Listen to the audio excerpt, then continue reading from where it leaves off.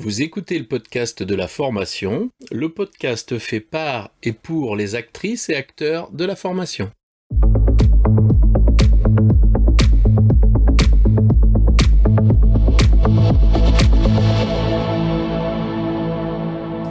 Bonjour et bienvenue. Je suis ravi de vous recevoir sur le podcast de la formation, dédié aux formatrices qui souhaitent profiter de retours d'expériences terrain qui fonctionnent et de stratégies détaillées étape par étape. Chaque épisode vous permet de mettre en place des actions immédiates et d'obtenir des résultats efficaces et concrets.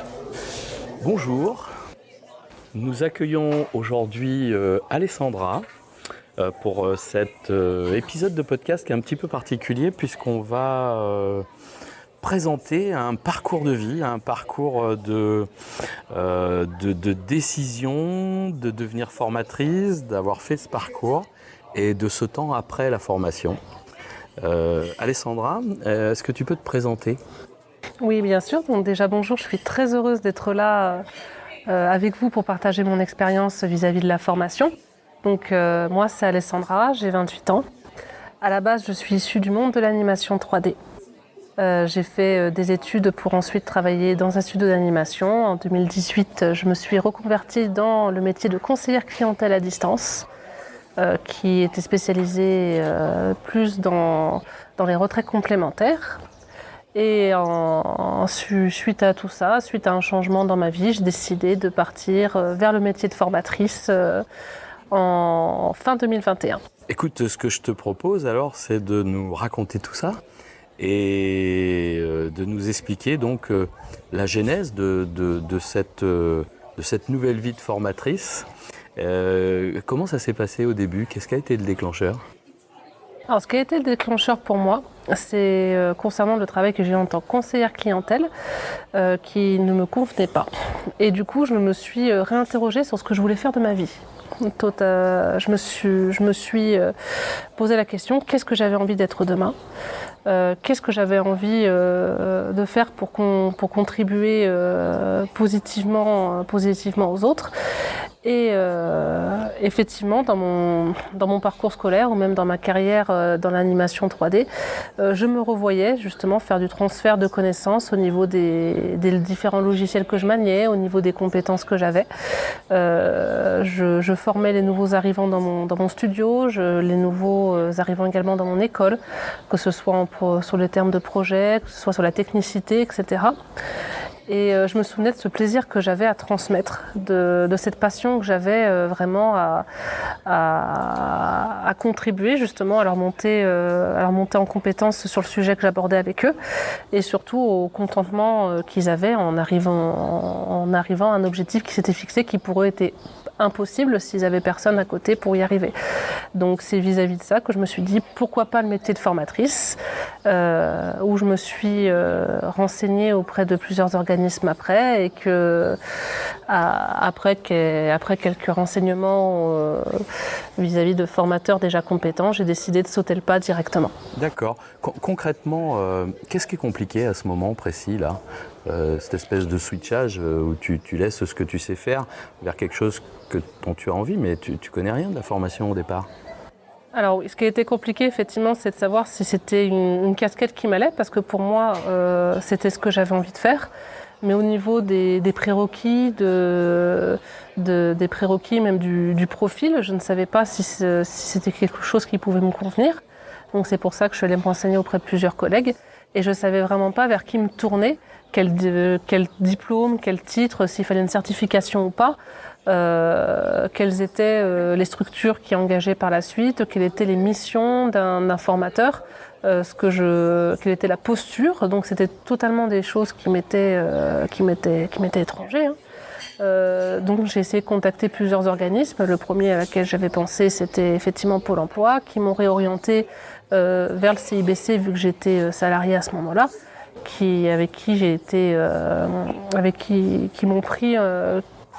m'ont pris en entretien individuel et qui ont répondu à toutes mes questions, qui m'ont orienté vers des collègues pour que je puisse observer quelle était la bonne posture à avoir et répondre à toutes mes questions. Ça a duré combien de temps cette période ? Tu as mis longtemps entre le moment où tu as eu l'idée et le moment où tu as engagé clairement les choses ? 1 an. pour ma part, ça a duré 1 an. Le temps de bien me renseigner, de bien être sûr de mon choix, de bien voir toutes les possibilités qui s'ouvraient à moi au niveau des financements, au niveau du choix de la formation, au niveau du renseignement sur les diplômes et puis même en tant que sur les missions, sur la posture d'un formateur, ça a mis 1 an. Tu parles un petit peu du système et du problème argent là. Ça se passe comment là quand on est dans cette phase de transition? On est confronté à quoi? Alors au niveau économique, c'est tout de même un choix de vie, un changement qui est radical. Donc moi j'avais un statut de salarié en CDI, qui était quand même une position qui assurait la sécurité, qui était confortable sur l'avenir. Et c'était de savoir comment j'allais financer une formation si je devais en faire une, quelles étaient les modalités, est-ce qu'en tant que salarié je pouvais faire valoir ce statut pour un financement particulier. Et puis même savoir les statuts d'un formateur, si c'était un statut salarié, d'indépendant, d'intermittent, etc. Et également de savoir comment j'allais vivre demain, parce que c'est quand même quitter une sécurité financière qui était présente pour quelque chose qui était totalement inconnu. Oui, tout à fait. Et c'est quoi les principales craintes qu'on a à ce moment-là? Pour ma part, ça a été de ne pas pouvoir assurer le financement de la formation, que les portes me soient fermées à cause de cela, de ne pas avoir de quoi manger demain, oui. de tout ce qui est de pas savoir si je pouvais payer mon loyer, si je pouvais m'autoriser financement un changement total de vie. Et on est dans une phase où tu as breaké, ou ça s'est passé un peu doucement, comme sur un espèce de switch? Tu as été accompagné financièrement. Comment ça s'est passé, l'accompagnement financier? La formation a été prise en charge? Alors oui, tout à fait. J'ai été prise en charge au niveau de l'accompagnement par le CIBC, vu que j'étais salariée, comme je l'ai expliqué. Ouais. Et c'est ma conseillère au CIBC qui m'a expliqué toutes les démarches en fonction de mon statut. Si je voulais effectivement... si je voulais démissionner de mon ancien emploi pour avoir un statut de demandeur d'emploi pour que Pôle emploi puisse financer. Vu que j'étais moi-même salariée, elle m'avait proposé la reconversion professionnelle, justement, qui est un dispositif pour les salariés, permettant justement dans le cadre d'une reconversion, de faire financer justement la formation via le biais de transition professionnelle, et qui me permettait de garder une sécurité financière, d'avoir mon salaire mensuel versé par mon employeur. D'accord. C'est facile de négocier ça avec son employeur? Ça a été facile pour toi? Alors pour ma part, ça a été effectivement aisé. J'ai pris rendez-vous avec mon responsable des ressources humaines, qui lui a été très ouvert là-dessus, qui a cherché à connaître mes projets et qui m'a encouragé effectivement à aller dans cette voie-là, vu que le bien-être de ses employés était pour lui quelque chose qui était fondamental. Oui. Et qui s'est montré disponible justement pour faire les démarches du côté employeur auprès de transition professionnelle. Donc moi j'avais mes démarches en tant que candidat pour faire valoir mon projet auprès de la commission de transition professionnelle Nouvelle-Aquitaine. Et lui avait les démarches justement du côté employeur qu'il a assuré pour le passage de mon dossier. Tes démarches, quand tu parles de tes démarches vis-à-vis de Transition Pro, qu'est-ce que tu as été amené à faire? Alors vis-à-vis de transition professionnelle, j'ai dû répondre à bon nombre de questions sur mon projet en tant que formatrice, pourquoi je voulais effectivement changer de métier, est-ce que j'avais des connaissances sur le métier, le taux d'insertion à l'emploi, le taux justement de certification validée. Et ça, c'est des éléments que tu as collectés par toi-même? Alors oui, tout à fait. C'est des éléments que moi j'ai cherchés par moi-même sur le site de Pôle emploi, sur le site de France Compétences également, pour pouvoir connaître le métier de fond en comble, pour être sûr de mon choix et pour également valider mon projet envers la commission qui devait, avant d'accepter un projet de financement, s'assurer que le candidat avait vu les tenants et les aboutissants de la formation dans laquelle il s'engageait. Tu avais réfléchi avant sur quel domaine tu allais former les gens?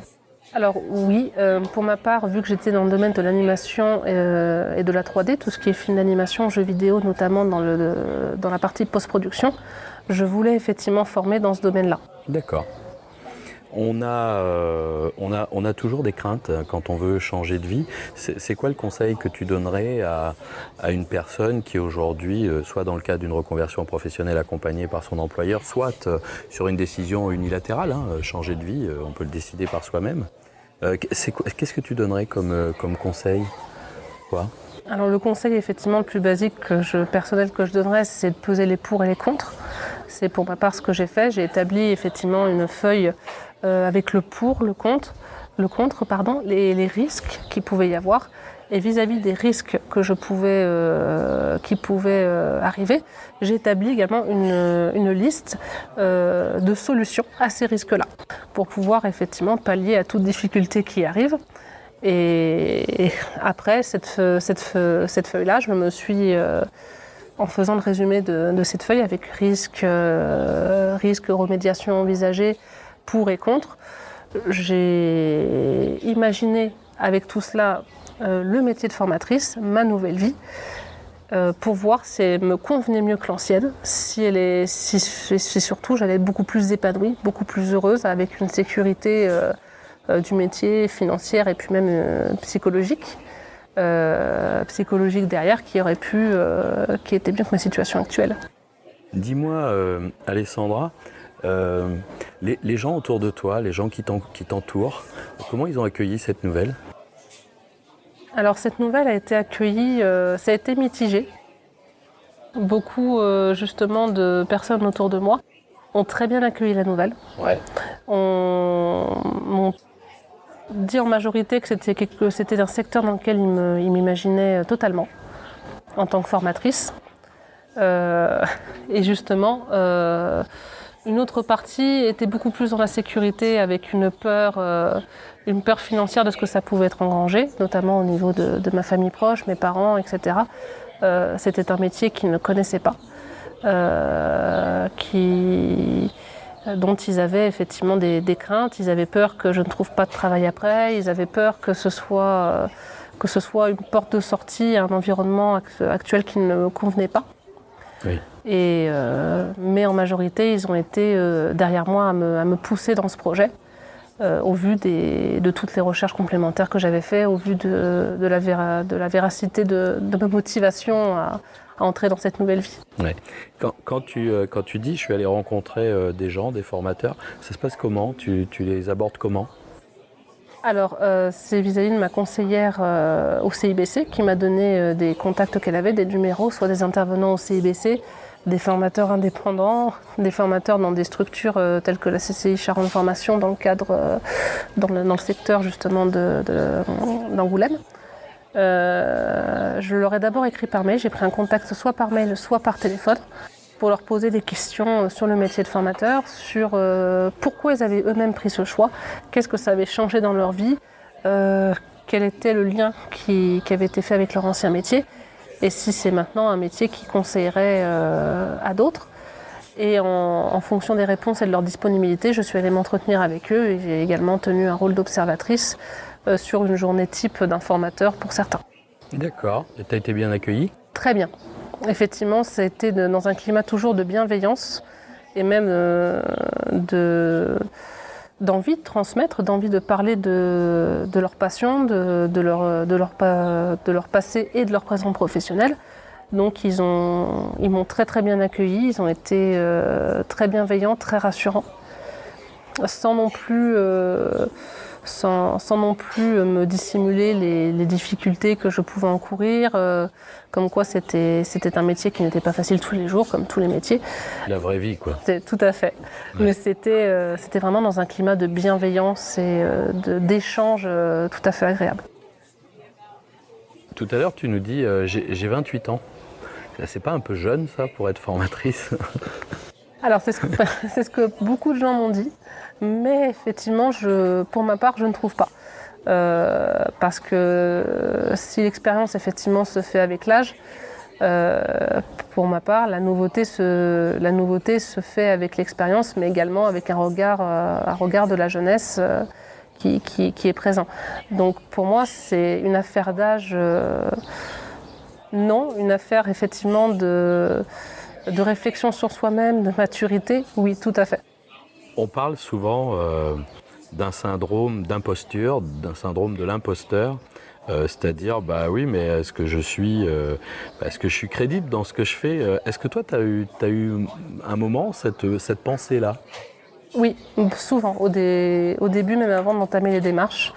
Plusieurs fois, je me suis posé la question si je devais continuer au niveau des démarches parce que, en voyant les professionnels que j'avais vus, je me demandais est-ce que je serais aussi crédible qu'eux? Est-ce que je pourrais faire aussi bien? Est-ce que je pourrais transmettre aussi bien et voir autant de réussite au niveau des apprenants en face? Je me posais cette question-là. J'avais aussi le doute sur mon âge au début, parce que c'était des individus qui avaient tout de même 20 ans de métier, 25 ans, même plus pour certains. Donc je me posais la question si avec moi, ma petite expérience, même si c'en est une, je trouverais crédibilité dans ce métier et puis même en fonction des apprenants que j'avais en face. Dans ces moments difficiles où justement on ne se sent pas légitime, c'est quoi comment on y remédie pour soi-même? On fait quoi? Comment tu te rassures là? Pour ma part, je me suis remémoré toutes les expériences déjà que j'avais eues dans ce domaine. Comme je l'ai expliqué, j'ai formé plusieurs collègues, que ce soit à l'école ou même dans ma première entreprise. J'ai formé plusieurs de mes collègues sur les logiciels, sur les démarches, sur les réglementations. Et je me suis rappelé à quel plaisir, selon le retour, ils avaient eu à faire cela avec moi. Et surtout le résultat en autonomie qu'ils ont eu après, que j'observais.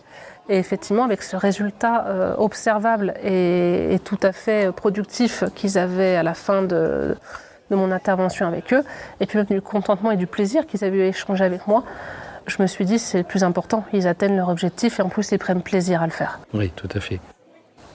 Quand tu fais tout ce parcours, tu dis que ça dure 1 an. Qu'est-ce qui se passe le dernier mois? Alors pour ma part, beaucoup d'attentes, ouais. Beaucoup d'envie, d'impatience.